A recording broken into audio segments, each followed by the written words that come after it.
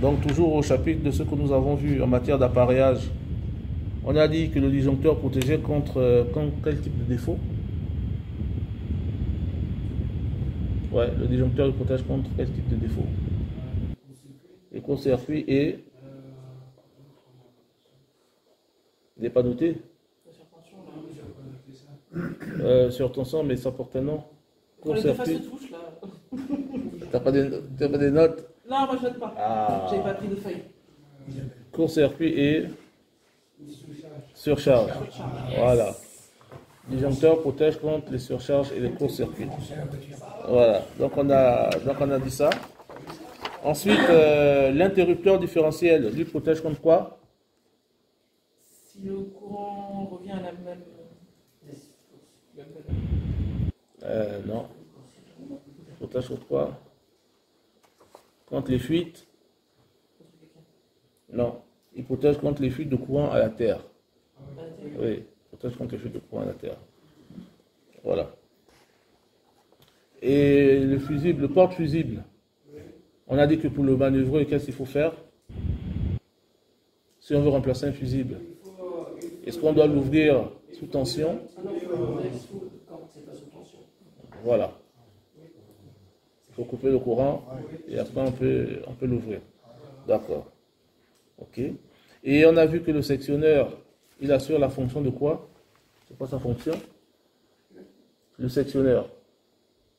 Quand on a fait la présentation des appareillages, on a montré que les appareillages, on avait trois fonctions. On avait la fonction de protection, on avait la fonction de séparation et on avait la fonction de commande. Donc dans l'armoire électrique, on a dit que les équipements n'ont pas tous la même fonction. Il y a d'autres qui protègent, il y a d'autres qui commandent et il y a d'autres qui permettent de séparer. Donc le sectionneur, lui, c'est quoi sa fonction? Est-ce que sa fonction c'est la commande? Est-ce que c'est la protection? Ou est-ce qu'il sépare?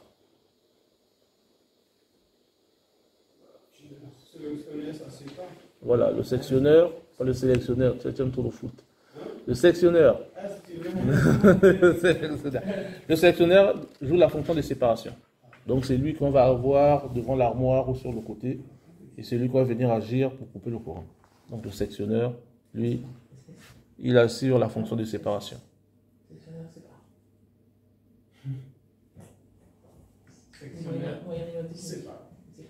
Voilà, de séparation.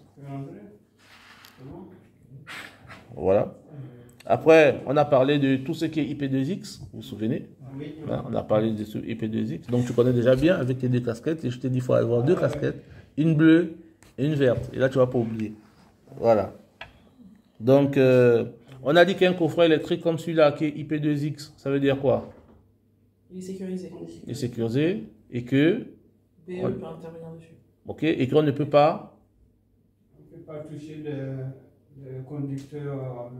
Voilà, on ne peut pas avec le doigt toucher des conducteurs à main nue. Comme celui-là, lui on voit que il est IP2X parce qu'il n'y a pas une pièce électrique qu'on peut toucher, il n'y a pas un équipement, il n'y a pas un conducteur qu'on peut toucher à main nue.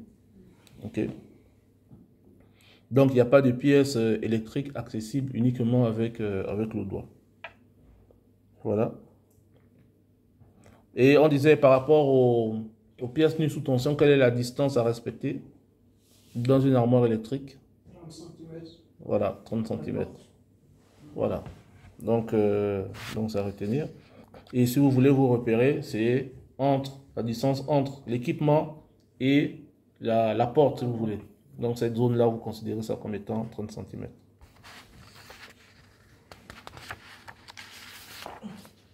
Ok. Et la zone au plus proche des pièces nues sous tension, il faut retenir qu'on l'appelle la zone au voisinage renforcé. Il y a la zone au voisinage simple, il y a la zone au voisinage renforcé. Donc là, nous sommes dans cette pièce par rapport à l'armoire. La pièce, c'est la zone au voisinage simple. Maintenant, une fois qu'on ouvre l'armoire et qu'on voit la pièce nue sous tension, la zone, on va l'appeler la zone au voisinage renforcé. Renforcé parce que il y a des mesures de sécurité qui doivent être renforcées, qui doivent être prises. Voilà. Maintenant, une personne, est-ce qu'une personne habilitée BS peut intervenir dans une zone 4. Non. Voilà. Non. Sachant que la zone 4, on disait que la zone 4, c'est à l'intérieur de l'armoire. C'est-à-dire que là, si l'armoire n'est pas IP2X, ça veut dire que c'est une zone 4. Et si c'est une zone 4, quelqu'un qui est habilité BS ne peut pas mettre sa main à l'intérieur. Voilà. Est-ce qu'un BS peut avoir un exécutant sous ses ordres? Un BS, il faut retenir que les seules personnes qui sont habilitées à avoir des personnes sous leurs ordres, ce sont des agents de maintenance qui ont des habilitations au-dessus de BS et BE. Voilà, eux, ils vont avoir des habilitations B1, B2, BC et BR. Ils auront d'autres niveaux d'habilitation. Voilà. Par contre, BS et BE ne peuvent pas avoir des personnes qui travaillent pour eux. Voilà. Vous pouvez être ensemble, vous travaillez ensemble sur un remplacement de lampe, pour être à deux, mais personne n'est au-dessus de l'autre. Il n'y a pas un chef, il n'y a pas un exécutant. Voilà, parce que la norme ne prévoit pas ça. Par contre, un électricien, il peut couper le courant et il va dire à son assistant, écoute, tu vas aller effectuer le travail. Voilà. Donc, un BS ou un BE n'ont pas d'exécutant sous leurs ordres. Est-ce qu'un BS peut réarmer un disjoncteur? Oui. Ok. Ça marche? Deuxième question, est-ce qu'un BS peut réarmer un disjoncteur dans une zone 4? Non. Ok. Parce que? Ça craint le boudin. Voilà. Ok. Un BS, lui, doit travailler sur quelle tension maximum? Euh, 30 milliampères. Non, ça c'est le disjoncteur différentiel. Non, je parle de la tension, la plage. Ah bah 240. Voilà, 240. Voilà, on travaille sur une plage de 240 volts jusqu'à 400 volts. Voilà, on peut travailler sur cette plage de tension. Question 26. Pourquoi je vous donne ça même comme ça? En fait, il faut comprendre. Oui, il fallait noter. Regarde, on répond. Ah,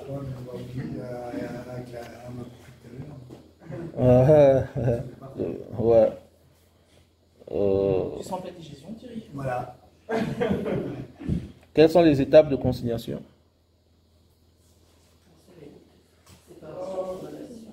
Il y a la séparation, Ouais, la condamnation, oui, la VAT, non. Identification. l'identification, oui, VAT, Voilà. Après, j'avais noté. MALT. Ouais, Voilà. ça veut dire quoi ça? Mise à la terre. J'ai mis point d'interrogation, je sais pas ce que ça veut dire. Mise à la terre, mais ça c'est réservé aux électriciens. Voilà. C'est-à-dire que vous, dans tout ce que vous avez fait dans les étapes là, vous avez fait la séparation, vous avez fait, Oui, c'est pareil là. vous avez fait la séparation, vous avez fait, vous avez séparé, vous avez condamné, vous avez identifié, et vous avez fait la vérification d'absence de tension en utilisant quel appareil? En utilisant le VAT. Voilà. Maintenant, la dernière étape, c'est la mise à la terre et en court-circuit. Ça, c'est réservé aux électriciens. Voilà, donc ça, vous pouvez juste savoir que c'est réservé aux électriciens sans plus. À quel moment un BS est appelé à porter les gants? Oui.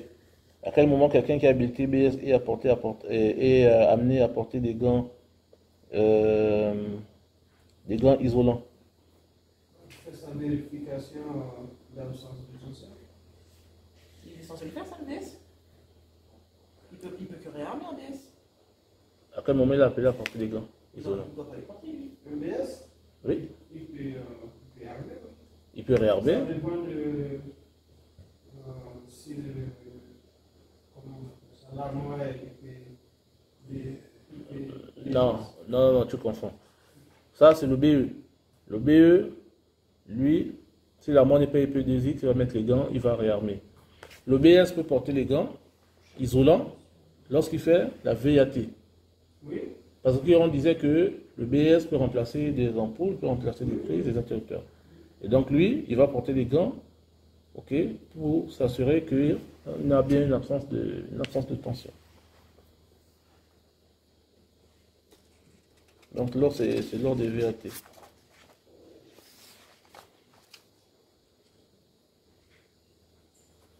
Et du coup, on est formé. BS et BE, quel est l'intérêt de faire la différence en fait, on peut faire les deux? Quelqu'un peut répondre? Quelle est la différence entre le BS? Non, je ne demande pas la différence entre le BS et le BE. Oui. Je dis quelle est l'importance qu'on nous fasse comprendre la différence entre un B. En fait, c'est pas compliqué dans une entreprise. Tu as le droit de toucher à l'armoire ou tu n'as pas le droit. D'accord. Nous, on a l'habilitation, donc on va être formé BE là en fait. Vous êtes formé les deux. Vous êtes formé pour les deux. Oui, mais BS et BE c'est la même chose. Enfin, BS c'est en dessous de BE. Mais pour avoir BE, il faut avoir BS. Non, pas forcément. Pas forcément. Parce que ça dépend. Moi, je pensais comme elle, pour être BE, Oui. on est obligé d'être BS. Oui, une fois qu'on est BE, obligatoirement on est BS. Pour moi, c'est ça. Non, c'est pas comme ça. C'est des habilitations à part. C'est des habilitations à part. Tu peux être soit BS tout court, Oui. soit tu peux être BE tout court. Si tu es BS simplement, dans l'usine, ça a disjoncté, tu pars, tu réarmes. Tu ouvres l'armoire, ça a disjoncté, tu vois des pièces nues sous tension, tu ne fais rien. Je fais rien, d'accord. Tu attends la maintenance. Tu es BS, il y a une ampoule à changer, tu la changes. Tu peux la changer. Il y a une prise qui commence à s'envoler, Oui. tu coupes le courant, donc tu fais l'isolation, comme on l'a dit, tu la remplaces. Ça, c'est le BS. Oui, mais BE a le droit de le faire ça. Terminé. Bon, maintenant, tu es BE. BE, ça disjoncte, tu viens, tu réarmes. Ça disjoncte, tu ouvres l'armoire, pièce nue sous tension, tu mets tes gants, tu réarmes. BE, tu ne peux pas changer de prise. Tu ne peux pas remplacer les interrupteurs. Ça ne te permet pas de faire ça. BE, vous avez une machine sur roulette, vous voulez utiliser dans l'usine, BE, il peut brancher cette machine au circuit, et il peut la débrancher du circuit.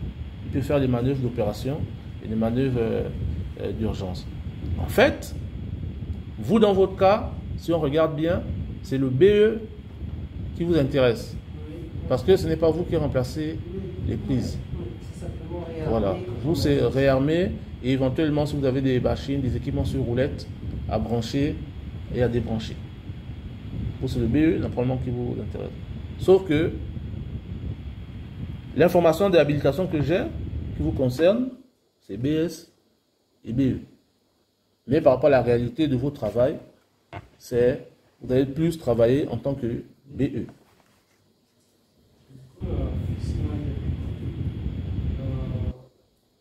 Quand on a BE, voilà, ça va dépendre.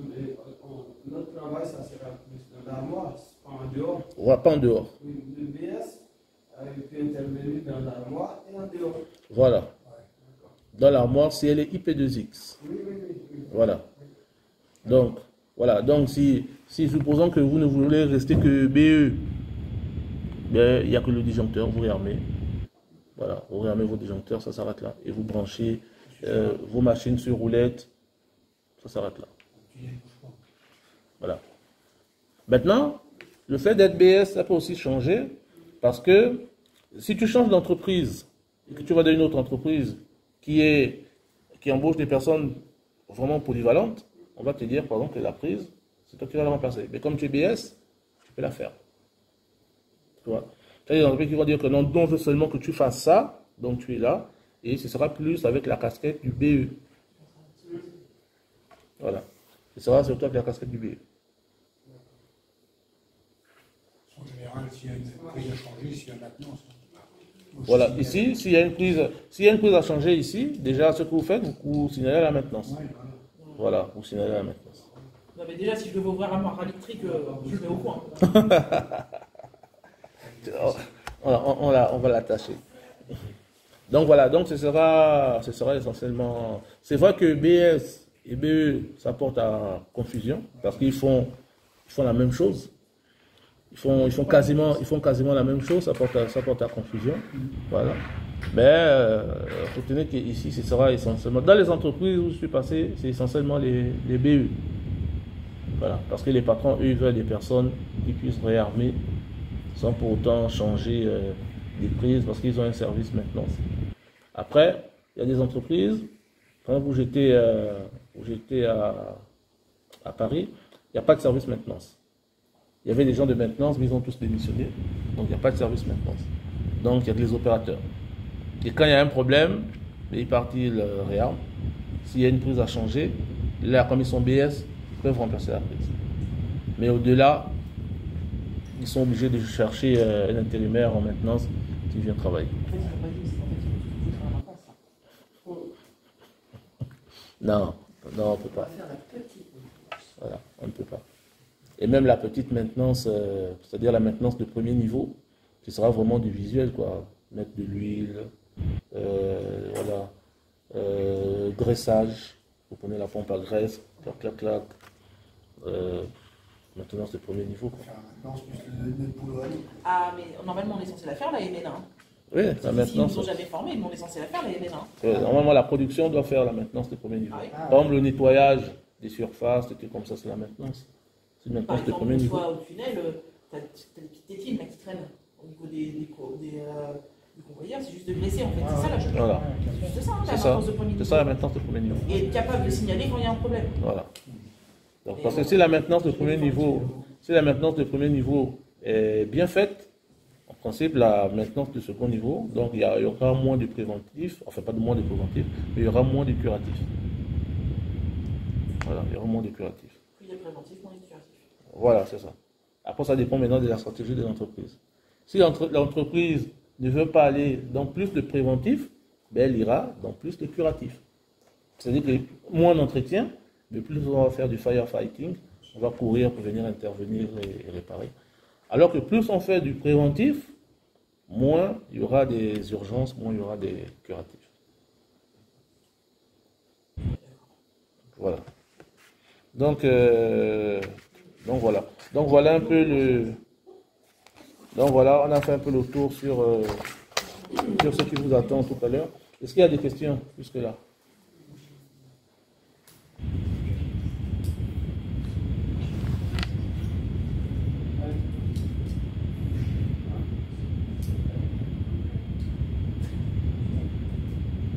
Ça va?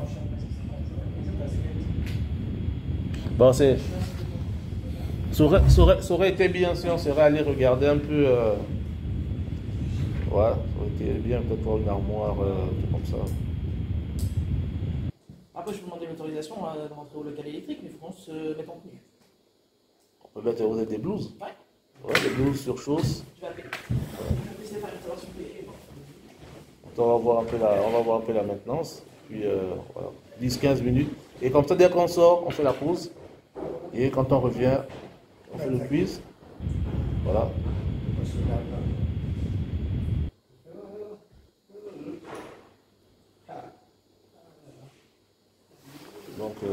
Donc voilà un peu.